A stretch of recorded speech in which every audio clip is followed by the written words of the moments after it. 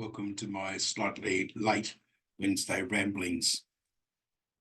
This weekend was the second weekend of our mini-series called Special People. Last weekend, we looked at the story of Abram and Sarah as they were to promise that they would be the ancestors for a great nation. And then we heard the story of Anna and Simeon and their fidelity to the law. Of course, it was all gathered around the story of the Holy Family and the fidelity of Joseph and Mary as they fulfilled the requirements of the law. I raised a couple of questions, and one of them was about this whole notion of what it means to hear the word of the Lord, but also to understand that the Lord, the covenant, was a relationship, not just something that was a contract, but a relationship. And so Abram and Sarah fulfilled their part of the covenant, and God fulfilled their promise as well. And then in the story of Anna and Simeon, we saw how two people who were waiting for the fulfillment of the promise made to Abraham and would be fulfilled, and they were there in the temple when it happened. This weekend is the Feast of the Epiphany and the story of the Magi, those wise astronomers who came from the east because they had seen a star and knew that something special had happened. They came as, I suppose, innocent in one sense, but wondrous people who came to hear what was happening. And when they came to Jerusalem, they found that no one was aware of the promise. Well, that's in fact not the truth. Everyone was aware of the promise, but no one was ready for it to be fulfilled. The wise men, the Magi, found the child and they worshipped him. But then, aware that Herod was in fact looking for some way to remove the child, to take away this threat to his kingship, they went back another way. And now for me, living in this stage, at the beginning of 2024, an awareness in our own community, an awareness that is becoming ever more relevant, is that there are so many things that need to be different.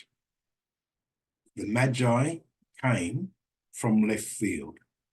They didn't come with all the knowledge of the law. They only knew that something wonderful had happened. We know something wonderful has happened. Jesus, the Christ child, has come into the world, but we know that there is more than just that arrival of the Messiah. We know that through his suffering, death, and glorious resurrection, the ultimate promise that God had made, that he would redeem his people, that promise has been fulfilled. But the message is now a message that, like the wise men coming to Jerusalem, is known of, but is not understood.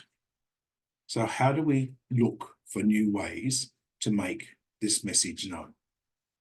Obviously, it's going to need a new way of doing things, a new way of looking at things. Or maybe it's to go back to the way that was before. And I don't mean just in the last 50 years, but perhaps to go back and look at how Jesus led his disciples in this new direction of knowing his message and understanding the law, understanding the covenant. So this week, we're looking again at special people, the Magi, who are pointing us in a new direction, not to go back to what we were doing, or not to go back the same way we've been doing things, but to go in a new direction, to look for a new way to get to the final result that we want, the kingdom of God made real on earth. It's a difficult challenge. It's not something that most of us feel comfortable or even competent to be part of. And yet it's the message that these special people are giving us. Fidelity to the covenant, but a new way of going about it. I hope you accept the challenge to look at the scriptures this weekend in a new way that invites you to see how God is calling you to be a sign in the world that is a different voice from what's been heard and make a difference for others. Take care. And next week, I hope to see you on Wednesday for my Wednesday ramblings.